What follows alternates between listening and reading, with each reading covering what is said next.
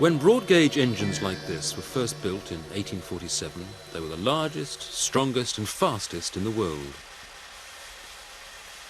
The Iron Duke class pulled the express trains on the Great Western Railway for the next 40 years at an average speed of over 50 miles an hour and a maximum of about 80, getting from London to Bristol on a good day in 2.5 hours. No other railway in the world could boast a mainline schedule like it.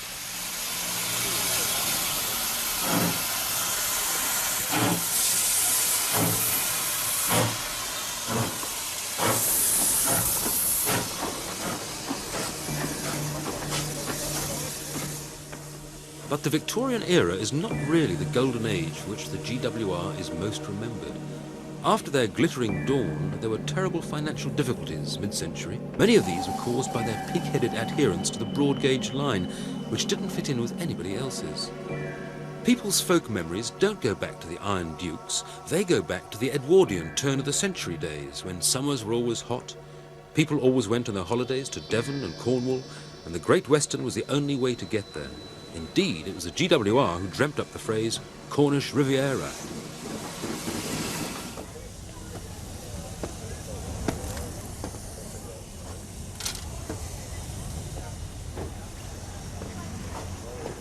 The magic of that steam highway to the west is such that people are still celebrating the GWR 40 years after it ceased trading.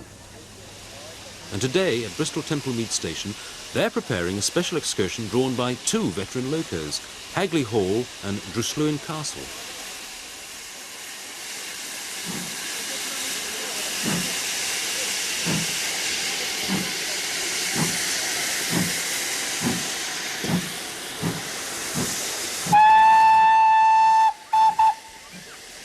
The Great Western had a great penchant for naming its engines after manors, halls and castles in its region, and people sometimes said that the Great Western, aiming at a rich class of passenger, might be attracting them by putting their addresses on the engines. But the whole point of opening up the West was to get everyone down there on their holidays, and the GWR pretty soon started looking for a mass market. But there was no question of a mass market to begin with. The line to London was the brainchild of the wealthy businessmen of Bristol, and it was for wealthy ladies and gentlemen that Bristol Temple Mead Station was built, for passengers who arrived by horse and carriage. And for those who wanted to take them with them, there were wagons you could load your carriage onto. The horse you had to leave behind. With all that Bristol money, it wasn't surprising that the Temple Mead Station was open, looking like a palace, while Paddington was still a series of wooden huts. Brunel's old station is still there, now being restored to former glory by the Brunel Engineering Trust, whose Caroline Parsons let me have a look round. When Brunel built this in 1840? 1840 it was finished, yes. I bet it was the biggest terminus in Britain. That's right, yes. Well, I would imagine so. It was certainly the grandest one on the Great Western Railway, and I would have thought that the Great Western Railway, as Brunel called it himself, the finest work in England. It must have been the best in England. When the station first opened, in fact, the line was only open as far as Bath, and I think they were only running about 4 trains in each direction a day. So it wasn't exactly a great panic to get the timetable together. Well, what's so amazing about it, considering that, is it's such a grand building, and because he must have been looking to the future, he must have sort of been... They did think big in those days. Yes, I think Brunel particularly thought big. Almost anything he did, it tended to be on the grand scale, yes. But this big, grand open roof here, how was this built? A contemporary in the 1840s described this as a series of cranes, in fact. That's how Brunel managed to get a 72-foot span here. Very impressive. It was the widest roof in England in its day, yeah. The long roof rafters are like the long arm of a crane, and the short arm of the crane goes back from the line of the pillars to the outside walls and is strapped down into the masonry of the outside walls, which provides the counterweight. And so the whole roof is balancing on the cast iron pillars. So it's not through the pressure of meeting in the middle that it's being held up. That is very clever. Well done, Brunel. He wanted it to look like a Tudor Great Hall. Which it still does, actually. Grand.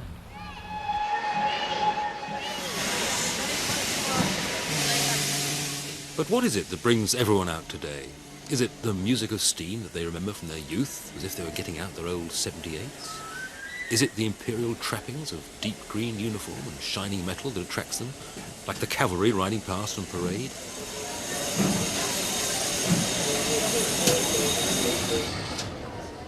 Or is it even, as I think it is in my case, the feeling that these old engines were great actors in a lost tradition, filling the stage with gestures and noise and sound effects, making modern diesels look as if they're performing in their sleep?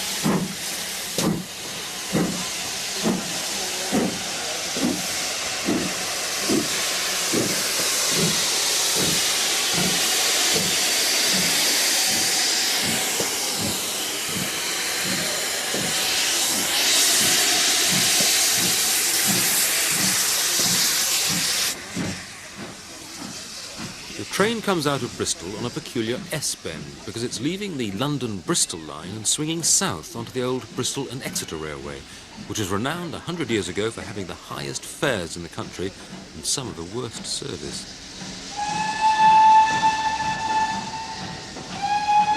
When it was finally taken over by the GWR in 1876, to the hearty relief of everyone, a poet wrote, "Here lies from malediction free the niggardly grasping B&E. High fares and bad accommodation made it renowned throughout the nation." But at least they had the sense to get the line engineered in the first place by Brunel, and he laid out a good fast line all the way down to Exeter.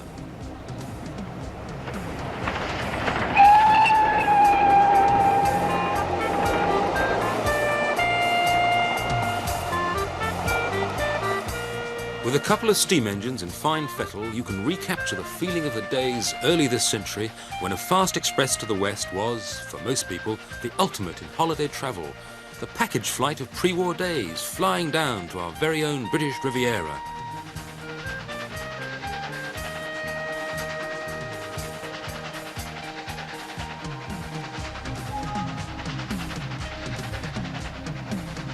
The steepest part of the line before Exeter is the Wellington Bank, so this is where most of the enthusiasts gather with their video cameras. Engines make the most steam and smoke going uphill, you see, and that always looks best in the home movie.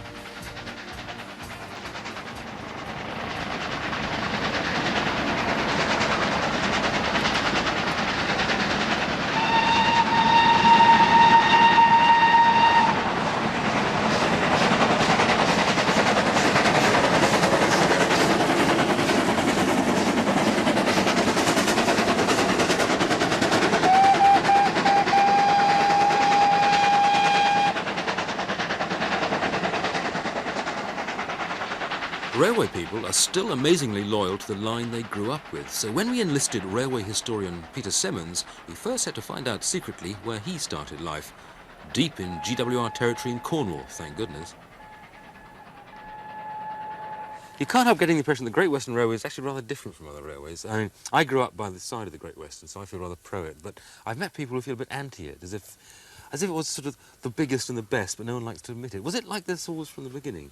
It was certainly one of the biggest in 1923, one of the top 5, when they formed the other 4 groups, the LMS, the LNER and Southern. And it got nicknamed, I mean, sometimes it was called the Great Way Round, GWR, sometimes it was referred to as God's Wonderful Railway, and other times it was gone with regret after nationalisation, of course.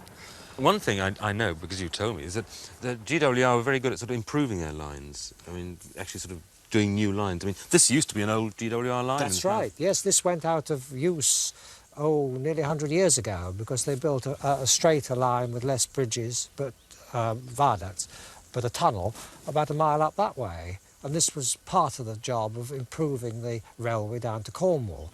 They cut out the old way round via Bristol in 1906. They quadrupled to deal with the summer Saturday services. They quadrupled through Taunton in the 30s, through Bristol, and many, many improvements of that sort. And this was all to improve the great holiday trade that yes. they were either serving or creating. I still can't make out which it was.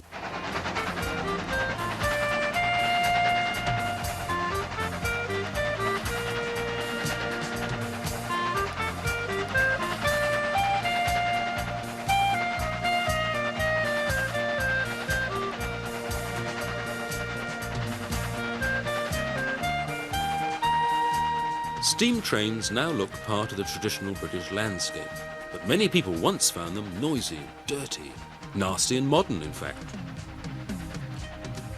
Brunel tried to combat this by introducing, beyond Exeter, an atmospheric railway which had no locomotives, no noise, no dirt. The trains were driven by vacuum created in nearby pumping stations, red-roofed cathedrals like this one on the River Exe that still casts its shadow over the line. People who travelled on it said it was wonderfully smooth and silent, at over 60 miles an hour. Without modern technology and materials, however, even Brunel couldn't keep it working properly, and they abandoned the dream railway before it fell to bits, with £500,000 of investment lost in the sand.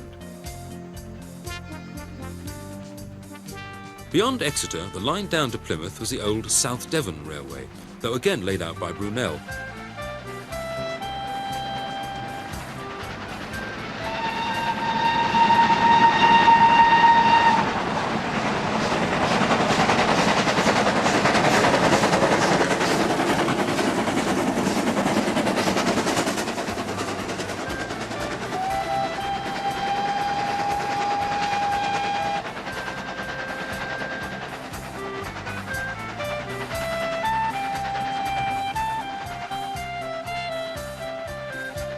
Round the corner, the line runs for nearly 5 miles alongside the sea, as near to the water as it can get without getting its feet wet. Indeed, in Victorian times, when carriages were less waterproof than they are now, waves often came over the seawall and into the coaches, and it was quite common for passengers to have to stand on the seats just to keep dry.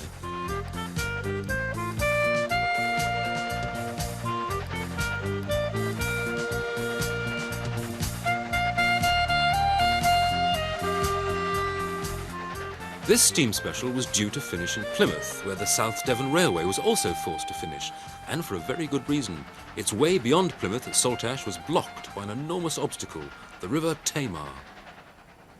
I met up with Peter Semmons again down at the water's edge, waiting for another steam special, and as we waited, I asked him about the problems of trying to join Cornwall to Paddington Station.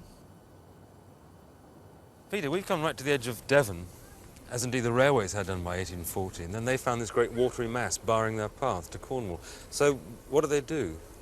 Well, it was quite a problem because the river is wide, it's deep, 80 feet, 90 feet in the centre, and the Admiralty insisted on having 100 feet height here to let their sailing ships get past. This is the huge masts. The huge masts.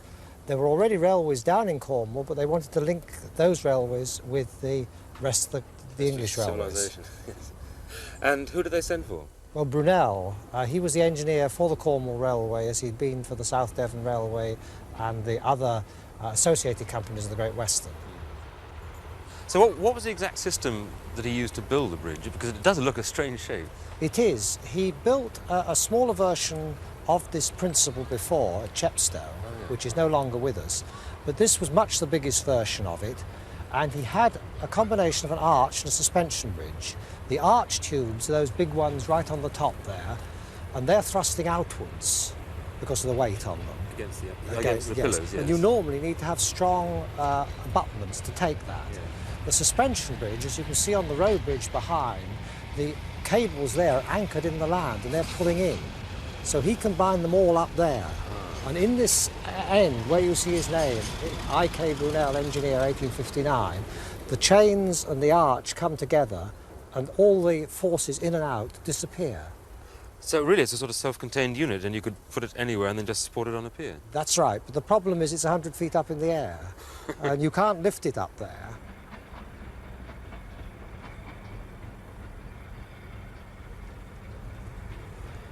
Well, they were built out here, just where we're standing, on the bank here, floated out, and they had 500 sailors from the naval dockyard, and they warped this thing out. They floated it, first of all, took it out across the river. It was the Cornish one that was put up first, the Cornish span. It was floated out there and landed. It took them actually about, from floating here to getting it landed on the piers, was about 2 hours. 40,000 people on these hills around were watching it. And some of them, somebody, entrepreneur, charged some of them 5p, a shilling in old money, for the grandstand views, just to watch.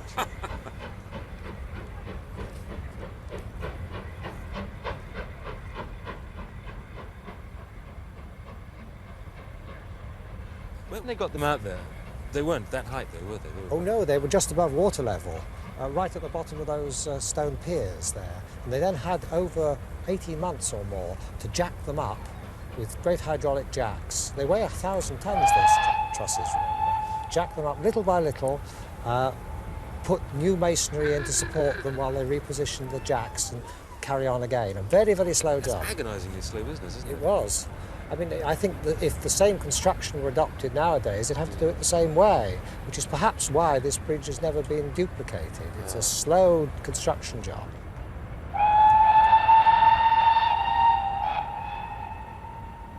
The whole of the way down to Cornwall was eventually, in this century, turned into double track, but not this bridge. In this bridge, the single line tablets, they used to pick up a staff at this end and give it up at the other, and it was sort of like getting a passport to go into Cornwall.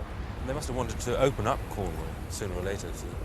Yes, it was a very important link in the Cornwall economic story, particularly after the through trains to London. The new 7-hour service started in 1904, which eventually became the Cornish Riviera.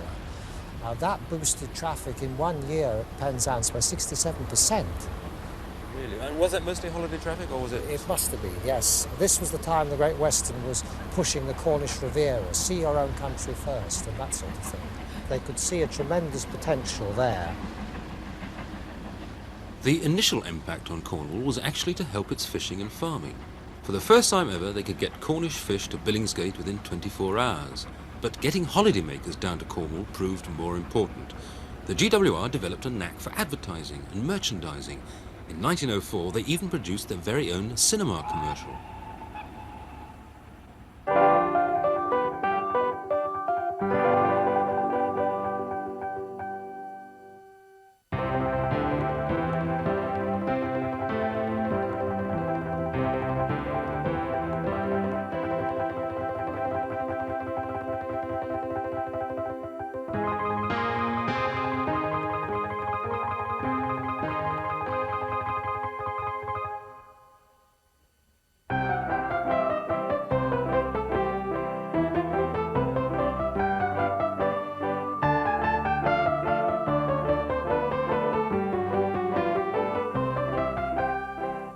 Nothing much seems to have changed in the holiday scene.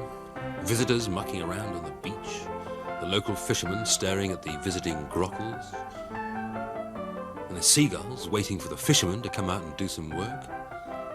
Someone might even go for a swim if the right machinery can be found.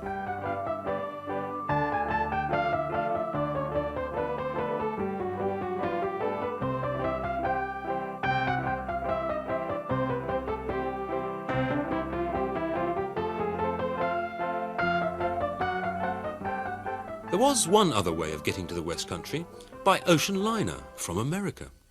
The railways cottoned on to the fact that if they landed passengers at Plymouth, they could get them up to London far quicker than if they chugged up through the Channel. Even quicker, of course, if you were going to the Midlands or the North. Land at Plymouth and save a day, they said, and people did, even though they had to get a special tender from ship to shore.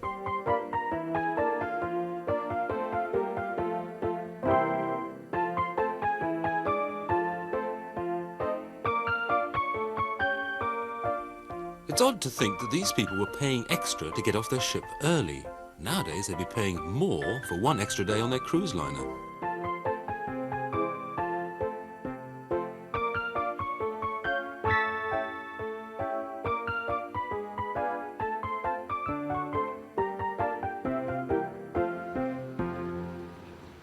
The big boats have all gone now, but it is still possible to go to the West Country and get a mini luxury cruise, if you're prepared to save up the necessary 90p and face 200 yards of the mighty River Dart. I'm going across the water from Dartmouth to Kingswear, and the difference is that Kingswear was in touch with London. This was the end of the line from London. People were poor down here because this was not the poor man's Italy, in fact it was the rich man's Italy. It was the Italian part of England. And to this very day, still go from here right up to, well, actually only to Paynton, but the same feeling is still here, going over the water to get the train to go somewhere. Of course, the Great Western were not trying to satisfy some long-felt want on the part of Londoners to get to Kingswear. They were trying to create that want and then fulfil it. Torbay was really made by the Great Western, like many other places in the West and elsewhere. And like any good manufacturer, the Great Western pushed their product for all they were worth.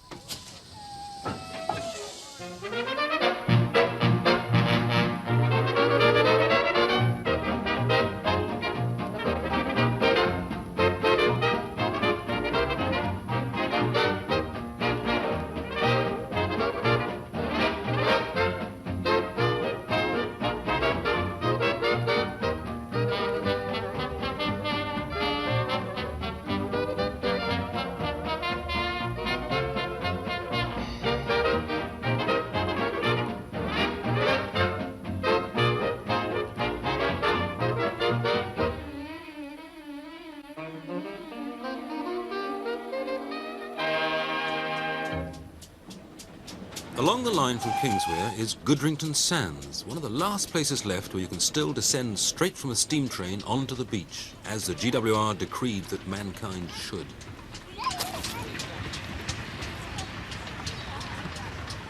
In 1929, the Great Western published a book by S.P.B. Mays called Glorious Devon, in which right from page 1 the author was at pains to point out that rain in Italy is quite common, and sunshine in Devon very common indeed. Sometimes there is more likelihood of sun in Torquay than there is in Genoa, he said. What the author doesn't mention is the peculiar capacity of the British just to ignore the weather. They will enjoy themselves on the beach in temperatures which, at home, would put them in the pub or in front of the telly. Who else would hire windshields and then call them sun traps? Who else would bring with them enough furniture, floor coverings and mod cons to turn their small part of the beach into a well-equipped bit of living room? Oh, who'd want to be in Genoa when you could be at Goodrington Sands? Perhaps it's not just that the British ignore the weather, they can actually persuade themselves that it's twice as warm as it really is, and eat ice cream when they really need a St. Bernard dog to bring them brandy.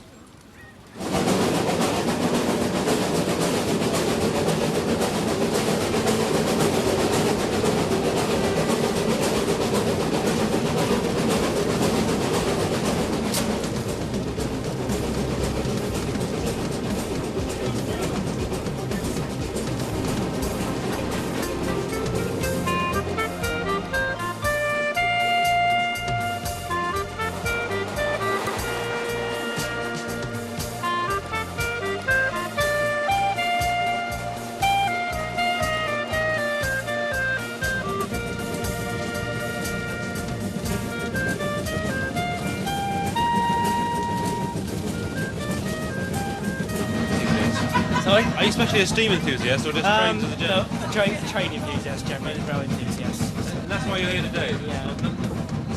None of you were scouting, really? No. He refused to come to scout camp with me unless I took him on the train. Are you in scouting with the trains or in trains with... I don't understand this. No, it's I mean, on the scout camp we go out and do different places, and this is a nice day out for everybody, really.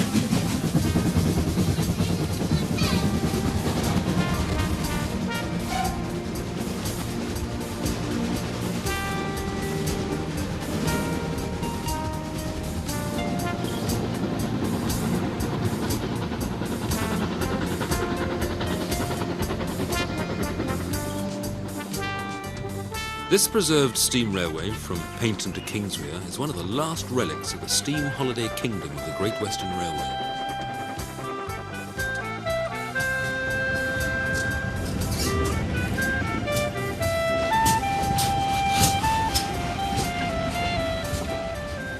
Within these 7 miles there are enough viaducts and valleys, woods and hills, seaside scenes and river estuaries to make it seem a microcosm of the old Great Western. And like the old Great Western in its golden days, it actually makes a profit as well.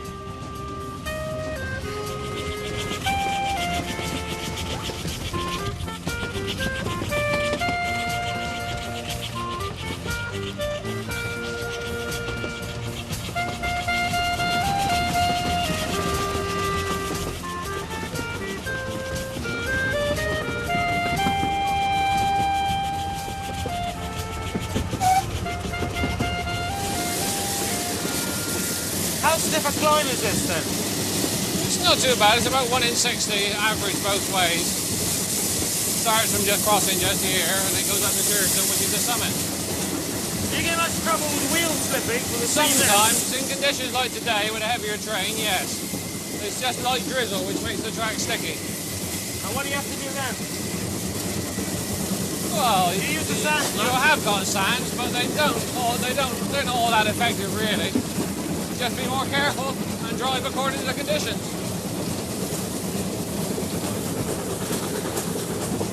How do you think driving the same line back and forwards all the time? Isn't it tired of it? It's the same journey, but every trip is different. There's something different about it. Conditions on the engine, conditions on the train, weather conditions, speed, other times, or... There's always something different. Although it's the same job, it's continuously different. It seems pretty busy now. It's full of freight. Well, yes, there's a lot more passengers than ever used in VR days, certainly. Steam is the attraction, and we provide a better service than VR did in those days anyway. And Torbay being a leisure area, it's all just in the right place.